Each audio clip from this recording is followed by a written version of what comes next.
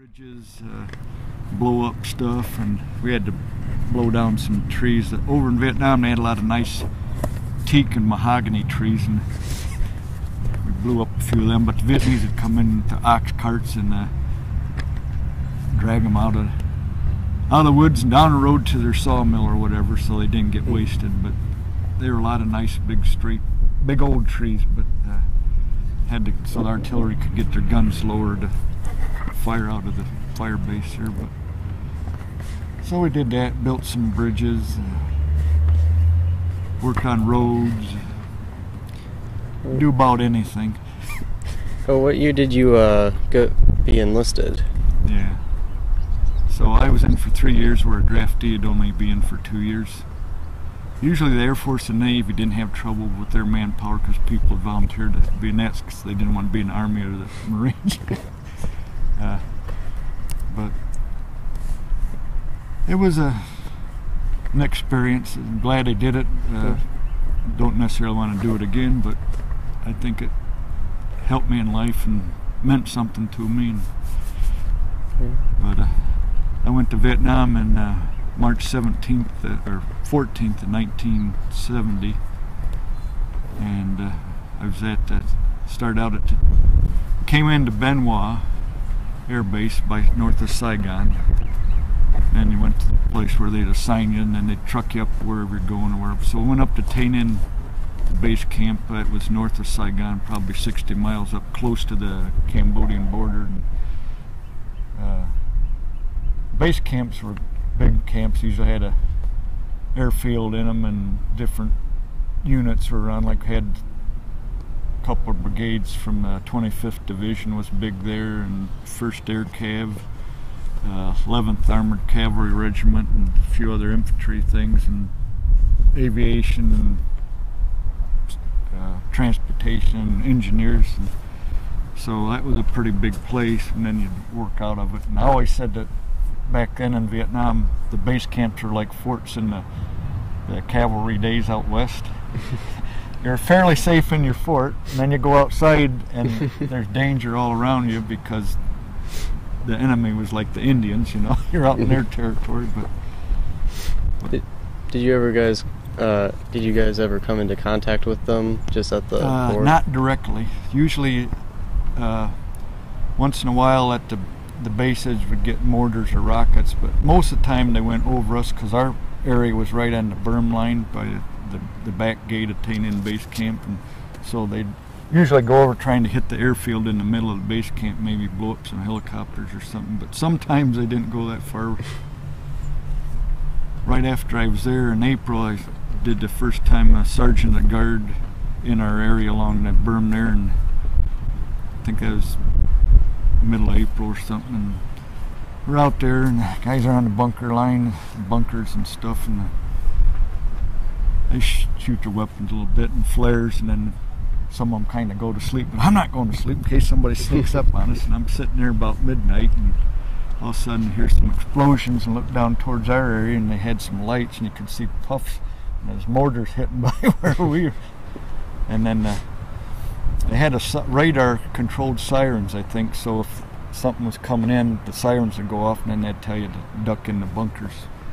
But so they started going off a little bit, and there's a few booms and stuff, and I see the flash out. There's a garbage dump probably 1/8 of a mile from where we was at. I could see the flash from the mortar tubes, and I wake the guys up, "Hey, wake up! We're getting mortared." And they said, "What?" "Yeah, see the flashes out by the garbage dump, just past the wire and stuff." And yep, and then the mortars, and that was a little exciting. Enemy kind of attacked around the base a little bit, but we never really saw anybody. And then one bunker down the ways, he calls up to our bunker, and the commo guy, "Yeah, go down, and they says something's flying around their bunker there. And go down and see if you can see what it is." And I'm walking along the road, and I see this fin from a mortar round, and it probably was about 30 foot behind us, and never heard it blow up or anything. But then they called in some artillery from a fire base over a way.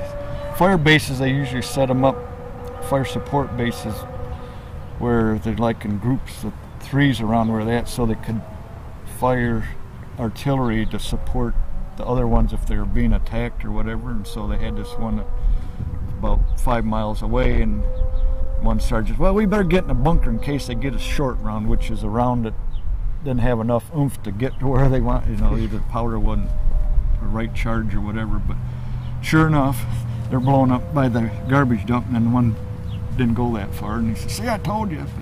Anyhow, that was exciting. Luckily nobody got hurt or anything, and we didn't really see anybody. And when the daylight, we saw somebody out a ways walking, and they radioed, and the helicopter went up, and we don't see him, he's right out there. But I don't know if that was the enemy or what, but I can't imagine why one guy would be out in the middle of the open ground walking around, you know.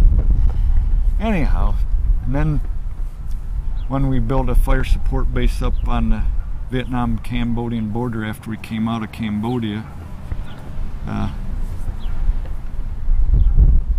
they were getting ambushed twice a day. The convoy would come up in the morning, and it'd be from, probably not very far, maybe a length of a football field and a half from our fire support base, and they'd get ambushed.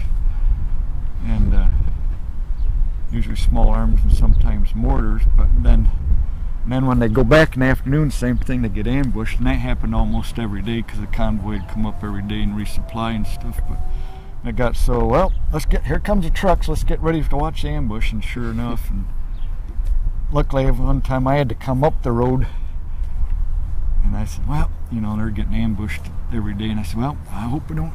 So they're going, and luckily that was one day they didn't get ambushed. But and then the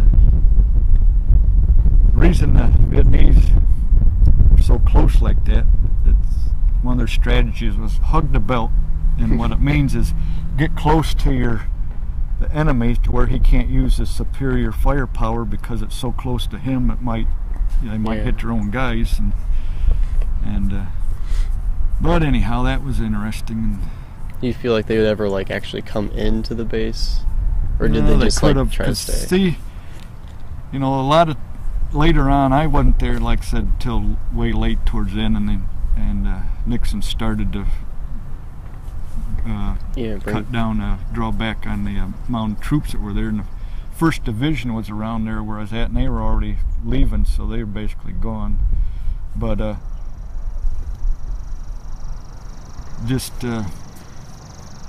what happened is, as we got smaller and our area that we used to take care of was left to the Vietnamese, then the enemy come back in. So when I started in March, when I got there, it was nice, and I left in February of '71. It was like 2 different time periods. It was fairly safe to go around some of these places, and then when we're not there anymore, it was like regressing back into the early '60s where it wasn't safe anymore. And places we used to go where we felt safe, then you go, well, I got to watch it, because, you know, don't go any farther than this, because the enemy's in that area. But what happened is, a lot of times they referred to the enemy as the Viet Cong, but basically where we're at, where the Ho Chi Minh Trail came out of Cambodia towards Saigon. Tay Ninh was, like I said, north of Saigon, next to pretty close to the Cambodian border, but it was actually North Vietnamese, a lot of them, and working in that area. And where we was at that one, the fire support base lanyard up on the Cambodian border, when we were working there, and getting ambushed every day, and we'd get mortared at the thing sometimes too, and luckily they didn't get us, but you know, they did later on, got better at it. But it was so bad, one day they had some Navy jets come in and strafe and bomb by us before the convoy got there, but it was so hazy and they were coming so low you couldn't really see, because the Navy jets were painted gray, so they blended in with the haze because it's so humid over there. But they were so close, and they were shooting their 20mm Vulcan cannons, strafing, and the brass shells were falling down. I said, we better get a helmet on and their flak jacket, because basically working out there usually just took your jungle fatigue top off and just in your pants and boots, and but anyhow, and then we finally got that one done, got away from there and went to build another one. And then later on, as they were cutting back on the amount of Americans there. I was with the B Company of 588th Combat Engineers, and they started cutting back, so that one got deactivated, so I went to the 62nd Land Clearing out of Long Bend, which is by Ben Wa, north of Saigon. But what they did, they had these bulldozers with a blade, and they were used for clearing the jungle. They'd clear out spots or clear along the roads. And so I ended up with them until I got done with my tour. But yeah, most of the time it was boring and hot. Once in a while it was scary, and sometimes it was exciting. And was it just like a roller coaster? Yeah. But one time we were going along this road, and it's what they called it the Black Virgin Mountain. It's just about 900,000 foot hunk of granite up out of the ground there, and Nui Ba Din was the name, the Vietnamese name of, but it translated into Black Virgin Mountain. But Americans were on top. They had like radios and stuff transmitting, and the NVA had caves in between in the mountain. And then, of course, Tay Nan Base Camp wasn't very far from that. You could see it, the mountain. It's only about 5 miles away. But for some reason, we had to go down this road around the mountain, and we stopped for lunch there by the mountain, and then, okay, we get ready to go. And one sergeant was walking ahead, and he says, I just saw something funny. He says, what? Well, there's two guys, Vietnamese, come out of the banana trees there by the mountain, seen me and run back up into the trees. And, they did, huh? So we're going along, all of a sudden, and it was like a 51 caliber machine gun, a heavy machine gun, and so everybody jumps down, and oh, jeez. And so we're there for a while, and then we shoot a little bit and stuff, and just move around, and then, well, now what are we going to do? And the lieutenant went with the tank somewhere else, and all we had was a 3/4 ton pickup or truck with a 60 caliber machine gun, and then our M15s or M16s, and we waited a while. Nothing happened. After, well, what should we? Well, let's get up and see if they shoot at us again. Then we go down the road. Nothing happens. Come around the other side, and there's some guys from an armored unit with the tank sitting there. I said, where'd you guys come from? Well, we just come down from that road. We got ambushed.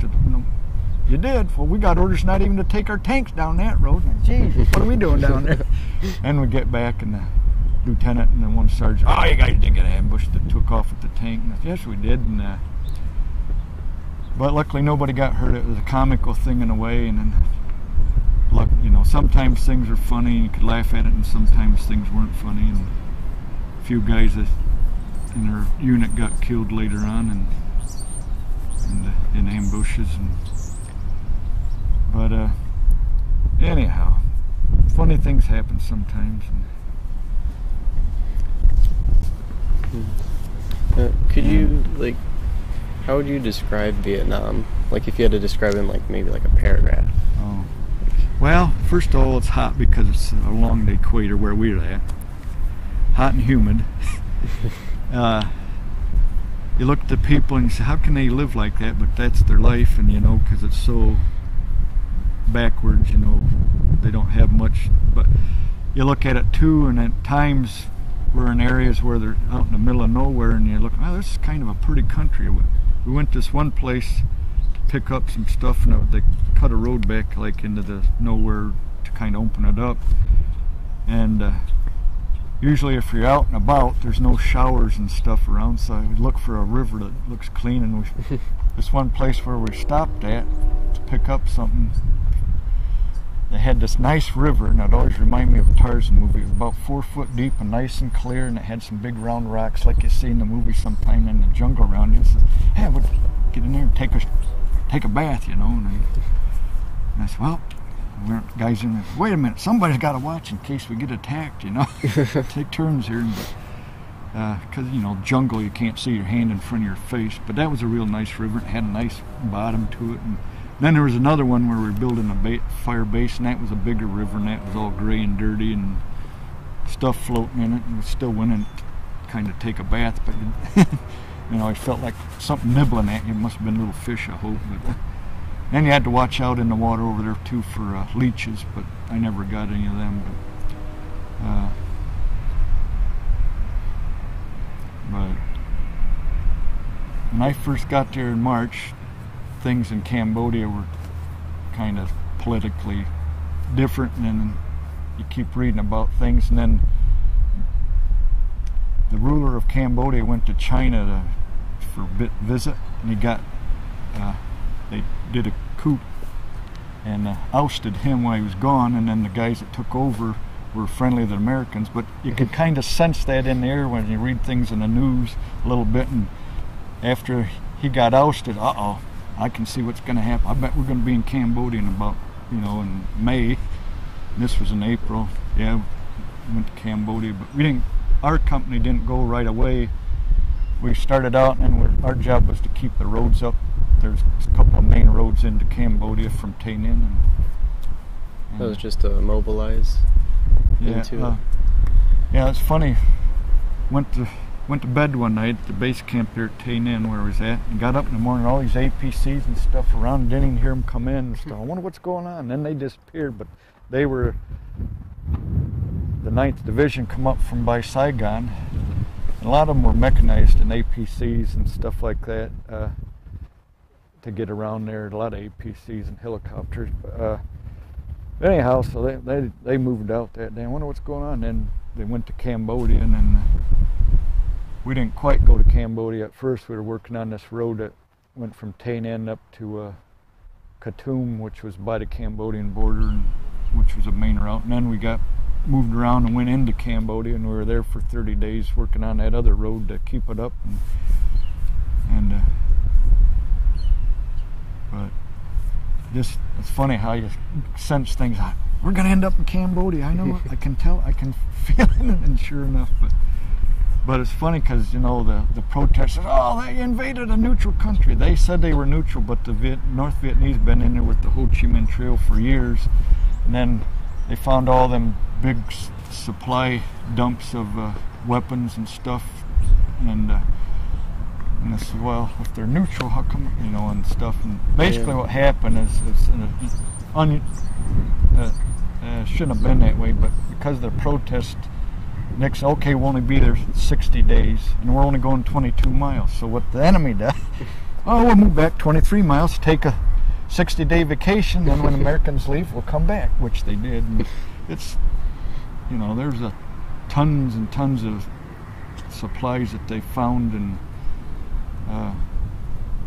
while they were there, and Cambodia wasn't neutral, like they said they were politically or whatever, but the Vietnamese were, hey, what are you going to do when a guy's got a gun at your nose? You're going to get out of my country, and it just too bad. I mean, there's a lot of things you can't really look at it because it started way back at the end of World War II as far as Vietnam's situation, because it was a French Indonesia was Vietnam, Cambodia, and Laos, and then at the end of the World War II, the French wanted to come back in, but the Vietnamese wanted their independence, and we kind of supported people that wanted to be independent a little bit, but we didn't like communism because they were pretty bad in their days as far as cruel to people and taking countries over. And so if you read about it, it's a long history. It's not just the time that the Americans were stuck in there with the war, and then you can't really fight a war with one hand tied behind your back. Either go in to win or don't go in. You think we were held back, kind of? Yeah, we were, and like when Nixon got to be I got a plan to win the war and get us out of it. But it took him 4 years. But what he finally did to get him to stop, because they had the Paris peace talks went on for 5 or 6 years, and they just argued and nothing happened, and the communists just dragged their feet and mainly were a pain in their neck to give us a hard time, but nothing came of it. It was a waste of time. But finally at the end, to get them to stop and talk, Nixon started bombing, because when Johnson was the president, he stopped bombing the North. And it's kind of stupid because the poor Air Force guys, they go in to bomb someplace, but they couldn't bomb the airports where the jets were coming up to shoot them down. You couldn't shoot at the SAM sites unless they shot at you first. And by then it's too late, but it's dumb to do it that. You can't do things limited. You either do what has to be done or don't get involved in it. But when we went to Cambodia, it felt like we were doing something to accomplish something, but they did a little bit, but not a lot. And you know, the enemy was fighting to win, and we were trying to play with rules and stuff. I'm not saying being savage or disregard human life. You got to have a little regard for humanity and stuff, but people got to understand too, when you get in a bad situation, war is, it's not practical, it's not sensible, and when you're in certain things, whatever the situation, it kind of forms you that way at the time.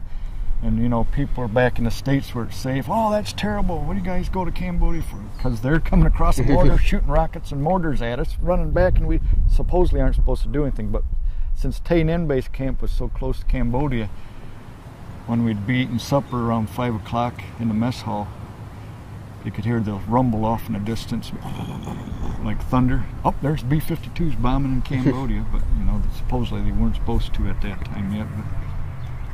But do you think that, I don't really know like how the media was working back then, did the people in the States know about Cambodia, like starting to attack? Well, when Nixon ordered us to go into Cambodia, right after they went in, then it was on, you know, the government put it out that they went in Cambodia, and so they knew about it. But the funny thing, we built a Bailey Bridge up at this place. It was almost in Cambodia. It was came down from Tay Ninh, went to Go To Ha, went across the river on the ferry, because the bridge was blowed up for years, so we had a floating ferry that went across the river, went very wide. But we went over and we built this Bailey Bridge over the river, and you could, there's a fire base there too, and then there was a MACV compound, which is like American Assistance, just a little thing, but they had some mortars and stuff, but by a little village. But we're building this bridge, working one day, and we went there and kind of beefed it up, and I said, why didn't we do this in the first place? And we made it stronger so it could take more weight, and this was before Cambodia, but we could see the Cambodian border. It was like a rice paddy, a big area, and then wood line. One day when we got there to work, there's helicopters and spotter planes flying and airstrikes and artillery flying over in the wood line in Cambodia, and I said, oh, what's going on? Oh, the Vietnamese are over there in a fight with the NVA there, and then the water buffaloes out in this nice big dry field by the wood line, and all of a sudden they started running, and then these people started coming out of the wood line like ants, and they were the Vietnamese soldiers getting chased out by the NVA guys in Cambodia, and I said, something's going on. And then some more jets and planes coming, they're bombing, artillery shooting over there, and then all of a sudden some colonel come down a helicopter to MACV thing, and MACV guys, they had big 4.2 mortars. They're great big things about that big around, and they we want to fire some back. So they fired a bunch over there into the wood line. And then all of a sudden something comes back by the village there and starts blowing up, and the ground's shaking. We get in these little homemade bunkers that want to protect you only from bullets, you know. And I said, boy, if that one hits them, hit close, we're dead, you know. And the ground is shaking like in the movies, and us and some Vietnamese guys are in there, and the lieutenant comes by, who's in here? And so and so and so. Well, if the Vietnamese can't hold them down there in the village, you might have to go down there and help them out. And I said, that's great. We just got a little bit of ammunition, or M16s, and the guys took off with the truck and won't be back until later on. We ain't got any way to get out of here. But luckily we didn't have to do that, but that was interesting. Ground shaking like in the movies, and then people started coming out of the village up the road across the bridge. Some women and children, they nicked up from shrapnel a little bit, not real bad, but you know, so this could get drastic.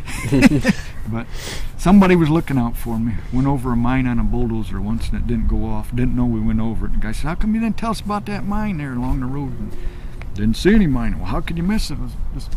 We blew it in place. There wasn't no mine. Yeah, well, take me down the road and show me the hole where you blew it up. Went down there, and the about a 4-foot diameter hole and about so deep. And I said, well, and the strange thing about that, the guy was a bulldozer operator.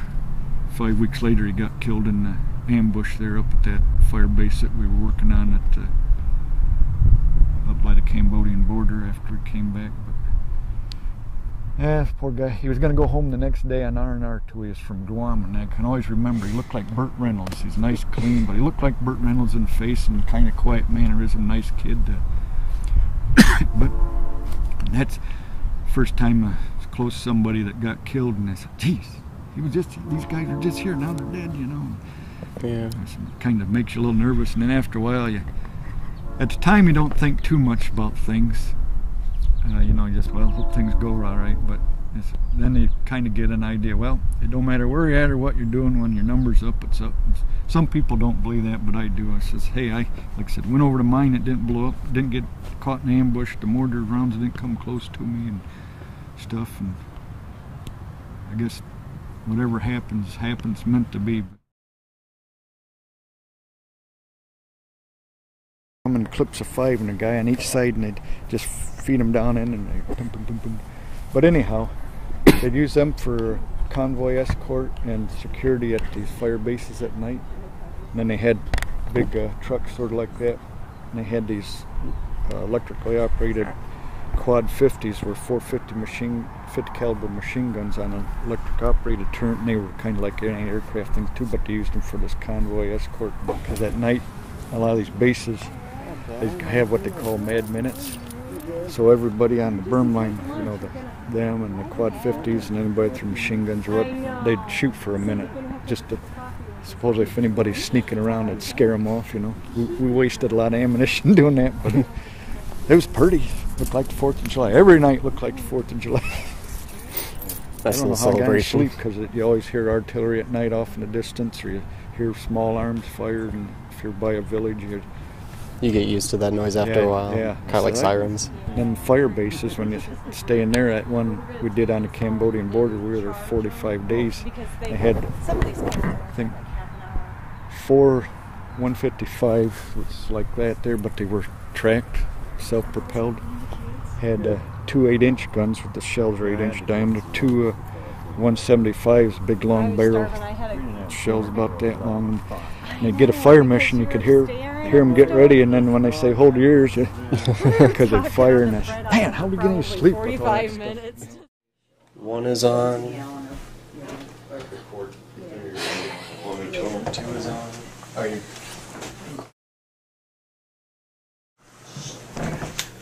All cameras are on. How's the audio? Loud and clear. Okay. They're not quite even, but he's not talking, so. Hello? Hello. Hi, how are you doing? Hey. What's yeah. your name? It's all about- Come here often? Oh, Ma, hold, Pa. I get to talk on the radio. Pull your, here you go. Alright. Go ahead, press record now just to make sure that we're going. One more time. And now it's going. Alright. Did you like come into contact with the civilians any? Oh yeah. Yeah.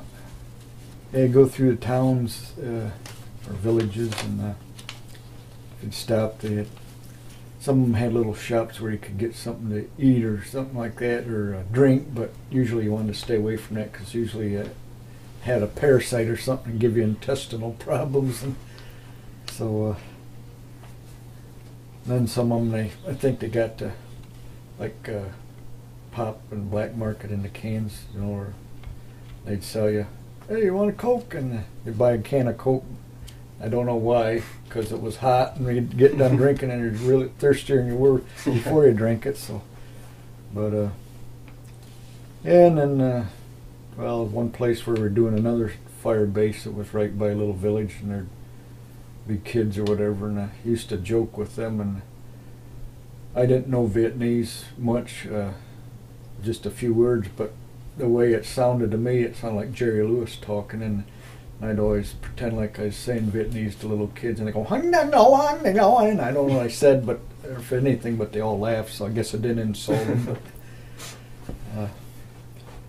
But one thing I noticed, though, like the kids in Vietnam, they were always begging for something, and they go like this, want something, and then when we went to Cambodia for the first 2 weeks, you didn't see any Cambodians.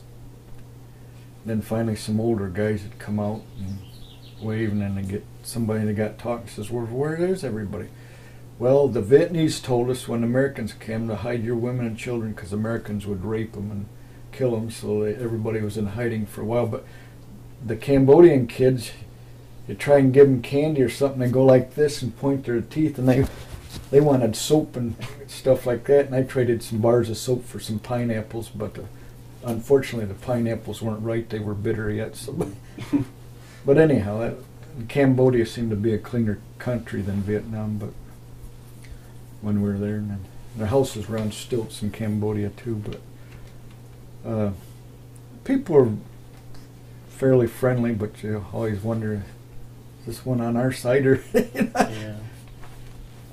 I always wondered about the barbers, because when I got there and had the Vietnamese women that did haircuts, like going to barber shop, but it was a trailer. But the guy said, "Yeah, last year one of the barbers found out it was an enemy because they caught him in the wires one night." But they'd ask you a question, you really didn't want to, where you're from, where you're going, and what's going on. Anyway, I don't want to, you never knew if they were fishing for information or not, but usually we didn't know a whole lot. They knew stuff that was going to happen before we did. And but they're generally nice people, and you kind of feel sorry in a way, because you stop and look at them and you say, here we are, foreigner in their country, military blowing up the place. I mean, both sides, but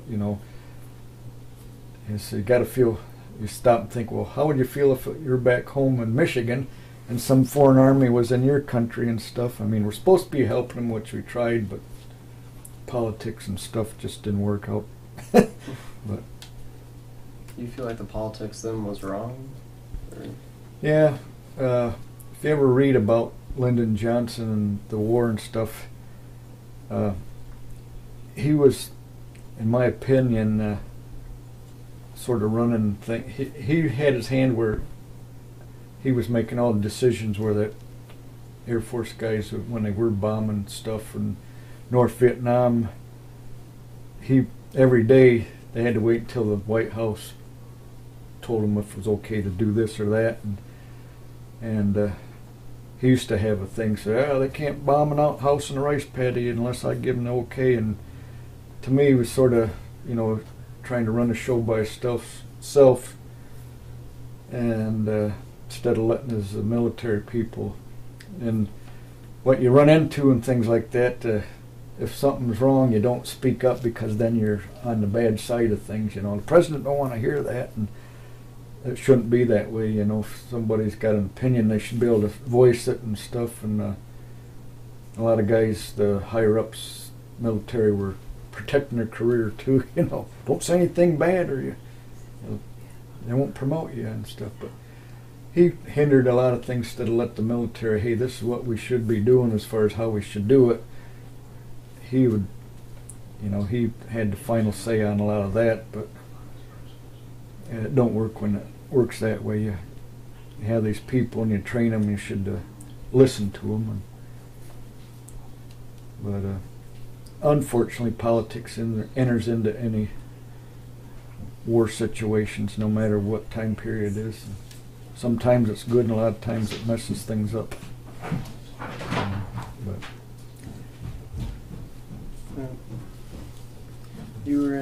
were you in a squad or platoon? well, it was a company, and they got all kinds of, like I was in the 588th Engineer Battalion of the 79th Engineer Group of the 20th Engineer Brigade, which that would be the 20th Engineer Brigade patch. Probably can't see it's in the camera, it's awful small, but it's, anytime you see a castle in the Army, it usually signifies engineers. And each branch, like infantry or MPs or artillery, they all got their own little symbols. And like artillery's 2 cross cannon barrels, and infantry's rifles. But anyhow, within that there was and so you got all these different groups, and then you got, like, I was in the 588th Engineer Battalion, and they had like A through D company, I think, and I was in B company, and then that each company's got, I think, 4 or 5 squads of men with about I don't know, 10 or 15 men in each thing, and Were you real close with those guys? yeah. It's a funny thing about that. When you're in that situation and right out what you call into things instead of back, like they call the rear area stuff, where guys that's nice at the big camps and they never go outside the base. And when you're in the groups and you get out in the small groups like that, you kind of, you get close to the guys, and they're sort of like your brothers. Sometimes you feel like they're more than your brothers, and everybody's looking out for each other, and and then like when I went from the 588th to the 62nd Land Clearing, that was more in a big. Long Bend was a big base by Benoit Air Base, but it was Army. But that was a big thing, and it was more like being in the military back in the States. Spit and polish a little bit, except when you went out, which wasn't that often there, but it's not as fun, and the guys aren't as close-knit, so to speak, I don't think, as when you're in a group where you're out in the boondocks a lot and stuff. But it was more fun being out, except for when somebody's trying to shoot at you or something. But it was more easy going and stuff, and when we were doing the fire support base lanyard up on the Cambodian border after we came out of Cambodia, where I was there for 45 days straight. Of course, no laundries or anything, so I'm wearing the same pants, and they were pretty bad. And funny thing, we had a wagon that would trailer to haul water we had a makeshift shower out there, and one day the wheel broke on the wagon when the guy was coming, so we didn't have water for a couple of days. So, how am I going to take a shower? And I said, I got an idea. Every afternoon about 3 o'clock, a monsoon's shower comes through. When that happens, I'll get out there and get all soaped up and take a shower that way. Well, the monsoon didn't last long enough. I got wet, soaped up, and then it quit raining. And when it's about 112 degrees and high humidity and you're all soaked up, it's kind of miserable for a bit. But luckily we got the wagon fixed so we could have showers again. But you don't think about all the comforts of home so much until you're somewhere where you don't have them, Hey, we don't have flush toilets or anything, And no laundry to do the clothes. And when you're back in the big camps, they got laundry services where you get your clothes cleaned and stuff on a regular basis, but out in the middle of nowhere. He said, well, so this is how the pioneers did it. Nothing to go by but the land and stuff, and make do with what you got and improvise. Did you go into Vietnam knowing that it'd be a lot different? Yeah, I didn't know what it was going to be like. You see stuff on the news, and that's only a little small picture of what's happening at that particular time. But you don't know for sure what you're going to do as far as where you're going to be and like that. And you get by, I guess, and hope for the best. And like I said, I must have had a guardian angel, because nothing drastic happened to me.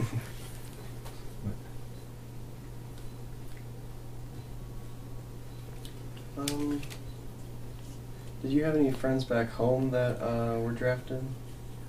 Yeah, a few. Did any of them contemplate like going up to Canada or anything? No. There's one guy that was a friend, but he was, I think, 2 grades ahead of me. When he graduated, I think he just disappeared to California with the hippies or something. But there's several things you could do. You can get drafted, or you could join up to one of the branches, or go in the National Guard.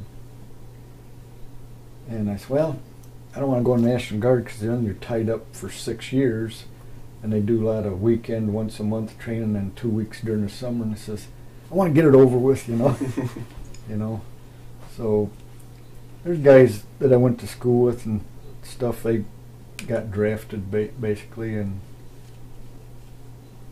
but just a part of life back then. And you know, a lot of guys, okay, well, that's what it is. Let's get it over with. But what did your parents think? Because Vietnam Well- had already been going on, and you had enlisted. well, let's see. Well, I says, well, I want to join up because maybe I can get to do something that I might halfway like to do instead of something I really don't want to do. And I don't want to take the chance of getting put in the Marines, because nothing wrong with the Marines, but I don't want to be a Marine. That's, like I said, they go out looking for trouble. It's bad enough you go there and trouble looks for you, but when they go out, you know, and I said, well, I says, it's either that, I know the draft's going to be knocking on the door pretty soon, you know, and that's funny. I went and did my pre-induction physical for joining up, and then about 3 weeks later I got a notice from the draft board to go take a physical for pre-induction, and as far as getting drafted. I said, well, that was close. But it was an experience, and I think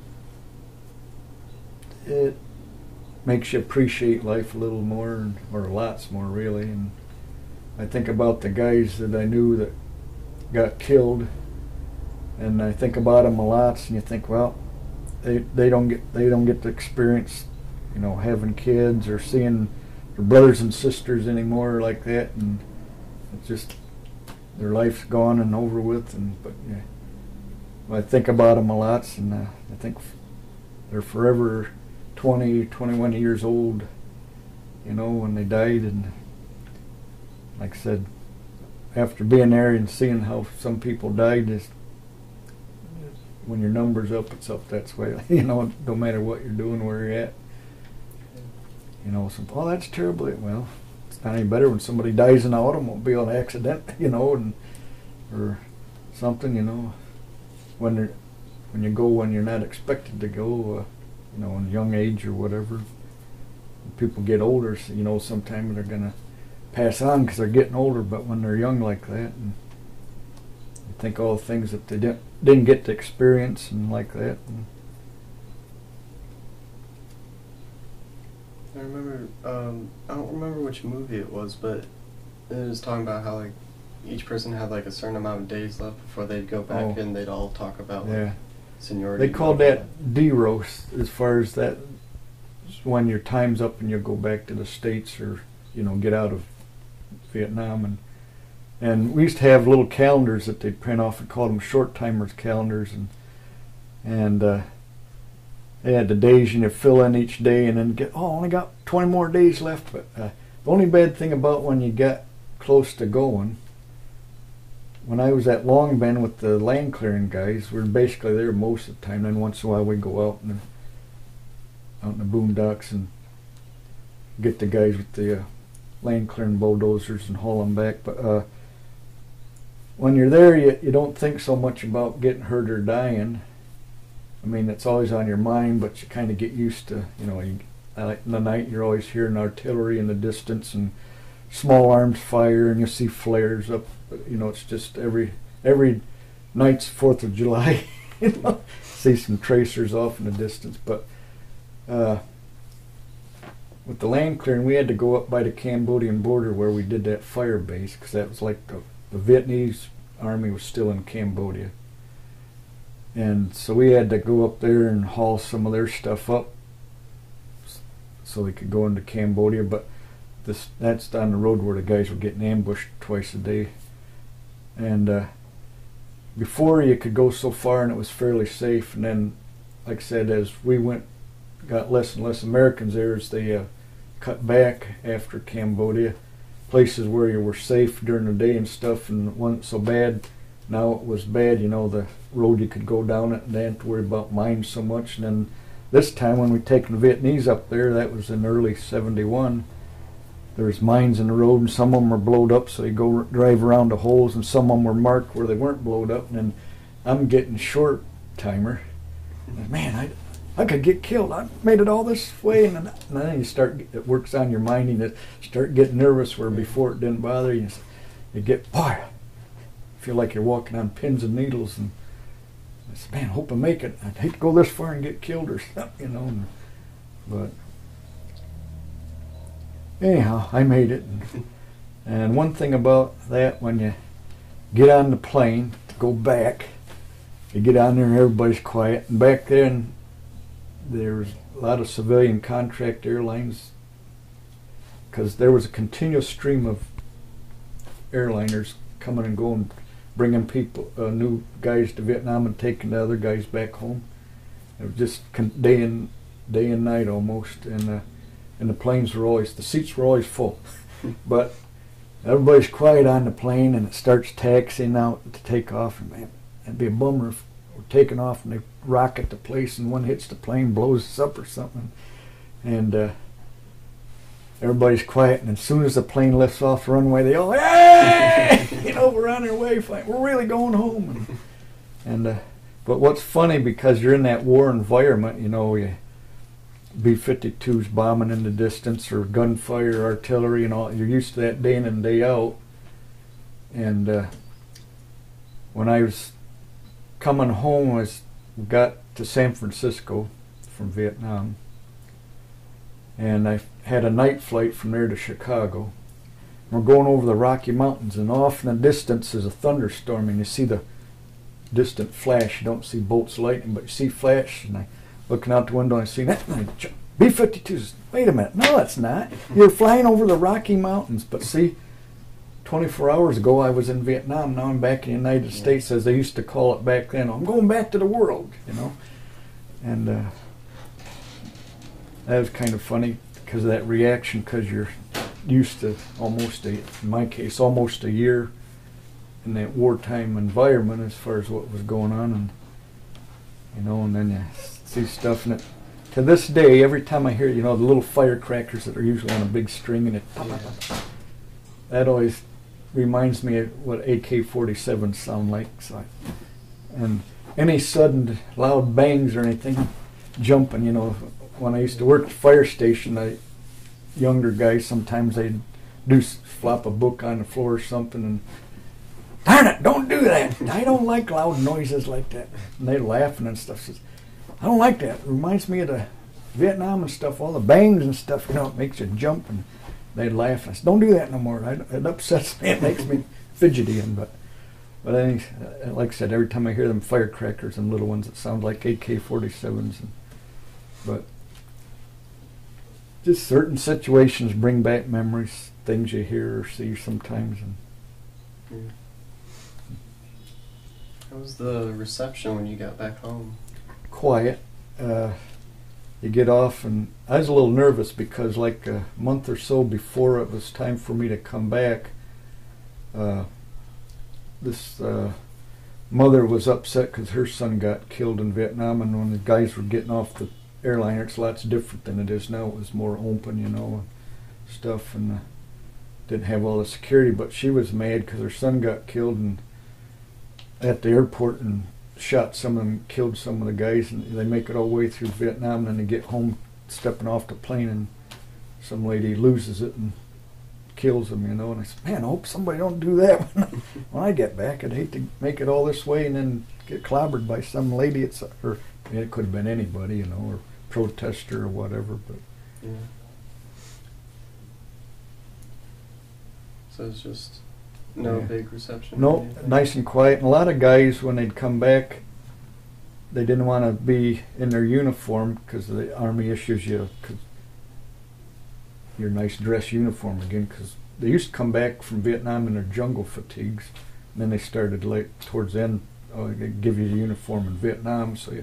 But a lot of guys would go in the bathrooms and take them off and have some civilian clothes with them, and because they didn't want to be recognized as because if you read about her thing on history and a lot of protests, oh, you're baby killers and stuff, and which is not necessarily the case, and you know, just people in general mad, and they spit on guys and stuff, and But I didn't have any of that. But you always think about, well, things are good and quiet here. And it was a real tense time back in our country back then with all the protesters. And some of the protesters, you know, they meant well, and then there were some really people that were trying to bring our country down that were mixed in that and using it a little bit too. And then, you know, and actually some of the people that were protesting and they were sincere and weren't really trying to cause any trouble were being used by these. And there was a thing that CBS did, I think in the 70s, about the Vietnam War, a series that they did on television. They interviewed one of the North Vietnamese officials, and they were channeling money to the certain radical groups, you know, and behind a lot of the protesting and to stir up things. And that, you know, if we get them mad at home, then they'll give up, which basically they did. But so it was a little tense back in them days. But and a lot of people didn't like, you know, they for probably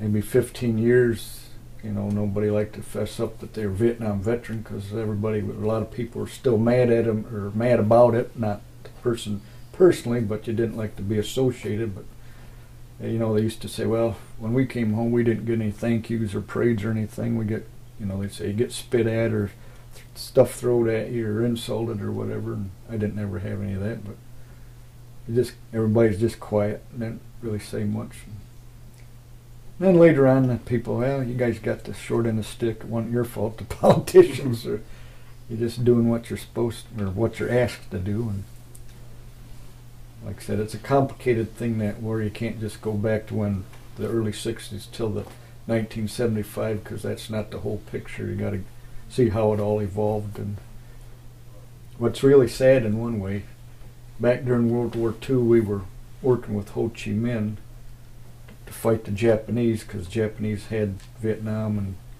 Cambodia and Laos and them areas occupied, that they had it, took it away from the French. But he wanted to be our friend, and the American military that we're working with, hey, this guy's not bad, but he was communist in a way, but he wasn't thinking bad. They just wanted their country. But the guys that were working with him, oh, yeah, he wants to be our friend. He even wrote a constitution for his country. When he gets freedom, it's just like ours, same words and, you know, and same ideas and stuff. He's a pretty good guy. We can't be friends with him. He's a communist, you know. I mean, because back then communism was bad. You know, we helped the Russians out because the Germans jumped on them and we needed an ally. But then right after the war, the Russians turned on us and messed the world up for 50 years as far as turmoil and stuff.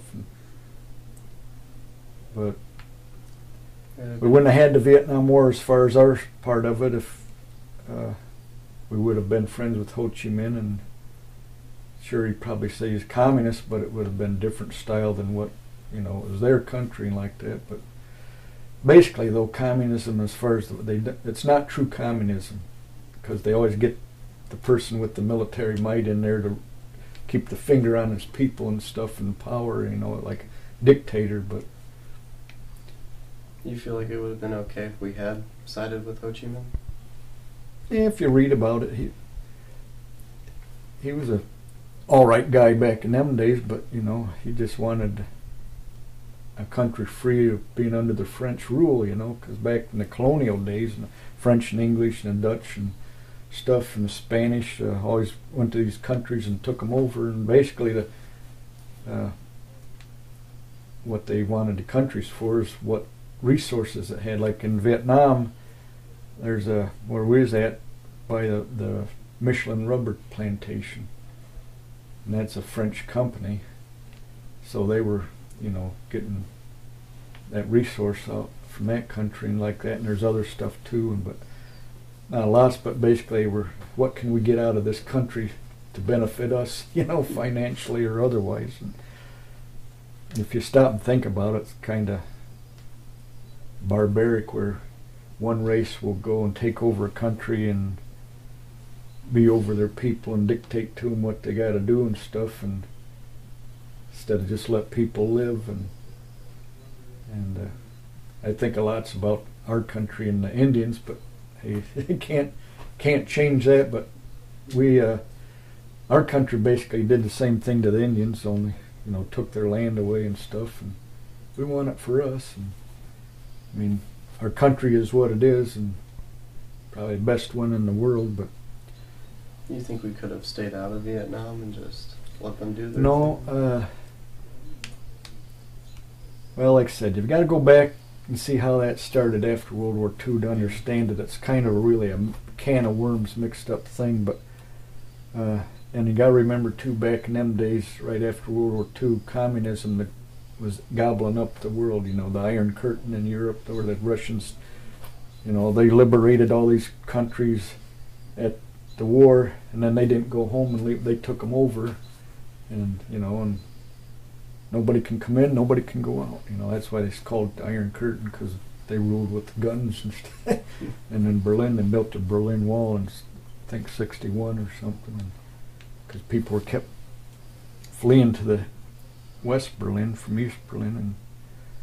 But anyhow, it's a complicated thing if you read about it. But the only thing, they say, oh, we couldn't ever win in Vietnam. Well, yes, you could have, in a way, but I think in the long run, it's still the Vietnamese would have ended up getting their way like they did. But we could have won if they wanted to win. But like I said, they go, like in Korea, they tie your hands. Well, we're only going to do this. Yeah, but the other guy's trying to do everything he can to accomplish his goal.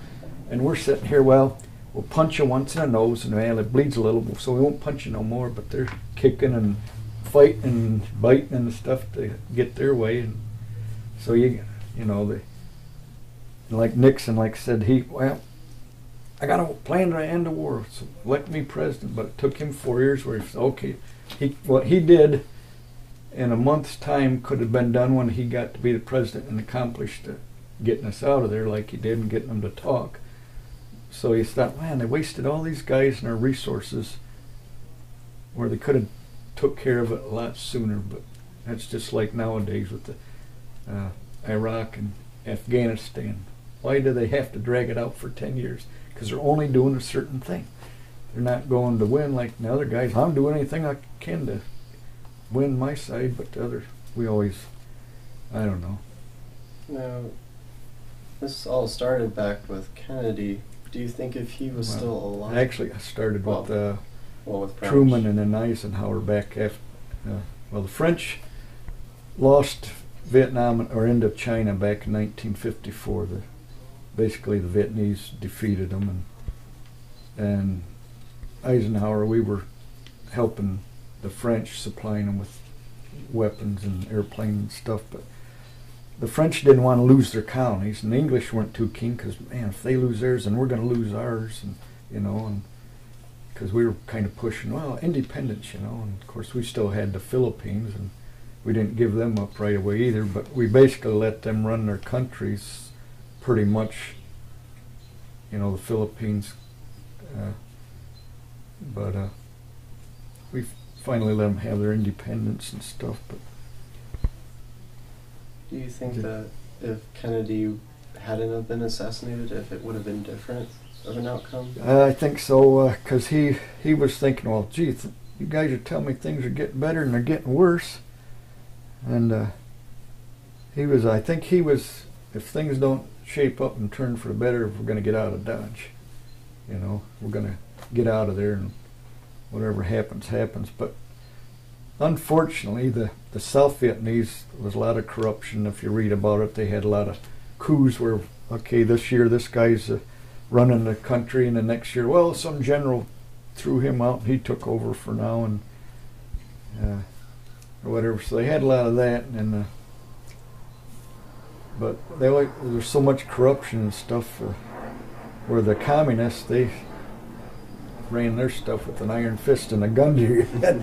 There were some cases up in the north where the North Vietnamese had small tanks and they were trying to take over this one outpost, and the Americans and Vietnamese stopped the tanks and, you know, blew them up and whatever in the fight, and they find the guys driving, they're chained to the controls. They can't get out. You know, well, yeah, what am I going to do? Either die with this guy shooting me in the back, or maybe die with these guys fighting at me. But oh well. Yeah, I think Kennedy probably would have said, "Okay, that's it. We're done with this." And we probably wouldn't have been in. And then Johnson, when this 1964 election, Barry Goldwater was running against him, and Barry was kind of to the point. By God, we'll bomb him back to the Stone Ages or whatever.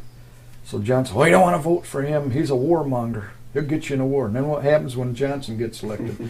He gets us in the war, but he don't fight it to win, you know. And poor Air Force and Navy pilots in North Vietnam, they had to do their job or mission, but they were restricted so much. Like I said, you can't blow up these airplanes on the ground at these air bases that are coming up and shooting you down unless they come up and shoot at you first. Now, how would it have been in World War II, like Normandy or whatever, invade, get into France? Well, you can't blow up the trains with the supplies, and you can't try and blow up the planes at the air bases unless they attack you first. So you're going to land on the beach, but you can't. Now, is that any way to do things, you know? So that was really stupid, because he was running the show. You can't do nothing unless I say so, and which was dumb. And that's something I wanted to ask you. Why didn't you go into the Air Force? I wanted to at first, but the recruiter kept hee-hawing around, and I wasn't getting anywhere. And I said, I've had enough of this. The drafts board will be sending me their friendly notice pretty soon, I bet you. And so I give up on the Air Force. That was my first choice, but like I said, the recruiter didn't have much to offer. My brother and my cousin went in the Air Force. My cousin went in the Air Force, and he was in Vietnam for a bit, and then they were downsized, and then he got put over to Thailand because they had several air bases over there and by then we were bombing North Vietnam again regularly when Nixon was president. And then my brother was in the Air Force, and he was in Thailand where the B-52s were, and then he was there at the end when they were bombing North Vietnam, and finally got him to say, okay, we'll talk, just quit blowing us up and stuff. But like I said, the recruiter kept hee-hawing around, and well, we're getting nowhere fast for this guy. And so, heck, I guess try the Army and see what happens. But like I said, I wanted to be a heavy equipment operator, but the recruiter lied, and you go there to them guys knowing, I think they're pulling the wool over my eyes, but we'll see what happens. And, the school's closed for the winter. Baloney, the school's never closed. They're always training. You can push mud and ice as good with the bulldozer as you can dry dirt in the summertime, you know. But anyhow. Well, that's all I have. That's all you have? Yeah. Well, that pretty well covers it. But you guys have anything? I got one thing.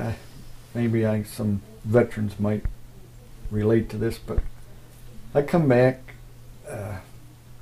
wife, new baby later on after Vietnam, but I come back from the Army, come back to Coldwater, and some of these people that we went to school with and knew, they're still going to college. And I'm already a dad and went through a war and stuff like that. And they invited us out one time to college of some college, one of the their group down there, but a little party. Basically, it was a beer party. But you're seeing these people that are your age, and they're still partying and yucking up, and they didn't seem to be as mature. Not that I'm anything great, but it just, you didn't feel comfortable, and you know, hey, I'm already starting life, and these guys are still playing like teenagers and stuff. You know, their lifestyle was different, and that was one thing bad about Vietnam, and because the people that didn't or couldn't go to college, they used to end up getting drafted. Not everybody went to Vietnam, but lots did. Some had to go to Germany or Korea or other places, but everybody ended up in Vietnam somewhere along the line. But you looked at it and said, well, they're still like kids and stuff. They're still, You know, their mindset and their lifestyle is different, and mine's, I'm settled down and stuff. It just felt like they were kids and you were growing up, so to speak, as far as your personalities and your feelings and emotions and stuff. It's like Vietnam aged you quicker, in a sense. Well, I don't know if it aged well. I like to say that it made you grow up faster. It don't, whether you're in Vietnam or wherever been. I always say, they still should have the draft in a way, because it teaches you your values and stuff, and helps you grow up. You know, nowadays a lot of young people are troubled and stuff like that, and you know, you get in there and this guy, you will do this, you will do that. Here's how you're going to do this. You know, and you learn to work as a group, so to speak, sometimes, and you learn to respect authority, take orders or direction, and you learn from it. Nowadays, everybody, you owe this, or I'm just a kid. Well, you're a 25-year-old kid. When are you going to grow up? You know, you want to be treated like an adult, but you're acting like a little kid. But it's just kind of a weird feeling, because I felt uncomfortable, because them guys have a different lifestyle. They're still partying and like they're teenagers or something, and they're what they're looking at. And I used to sometimes at night in Vietnam, one night out in the jungle there, and sitting there and looking at the stars, and you say, I wonder if them the same stars they see back home. Yeah, that's the same one, but it's just a different, it's night here and it's day back there. And you're thinking, you're listening to the artillery at night off in the distance and seeing tracers or flares or something. You know, here I am out in the jungle, could get killed. What's the other guys? People I went, they're at college hooping it up, partying, having a good time, no worries in the world, you know, and don't have to worry about maybe getting killed or messed up. And I used to have some, I guess, say bad dreams later on in life. I used to dream that we used to write, we're engineers, so we rode in dump trucks. But the guys on APCs, a lot of them you see pictures, they're all riding on top. That's so if you hit a mine, you got thrown off, instead of blowing up inside, if it blew up the interior of it, sometimes it'd just blow it up and then just go off the road, or it could flip it over. We had one, I wasn't with the platoon or the squad, they were on APCs and hit a mine and flipped it over, and one guy was under it when it flipped over, and he was his second tour in Vietnam, and he'd only been there a month or so, and he got killed, crushed him. But a lot of times that's why the guys were on top. If they hit a mine, they get thrown off, blown up inside. Because APCs, I don't know why they call them armored personnel carriers. It's just thick plates of heavy aluminum. You know, it's like blowing up a cracker box sometimes. But I used to have dreams about being in a truck and hitting a mine and flying up. Some of these places where the road was, there's rice paddies along it. They're going up, coming down on head first and get stuck in the mud and can't get out and die in the mud. It was a goofy dream, but it used to reoccur once in a while. But then other times you play back situations where you didn't realize how dangerous it was at the time. And then maybe you read accounts of it or think about something, and your mind plays it back. And what if it, you know, what if I get killed or shot or whatever? And things didn't happen that way, but your mind, I guess it's the way it's sorting it out or laundering it or something. But I don't have any dreams anymore like that. I used to wake up in a cold sweat sometimes from them dreams. Damn.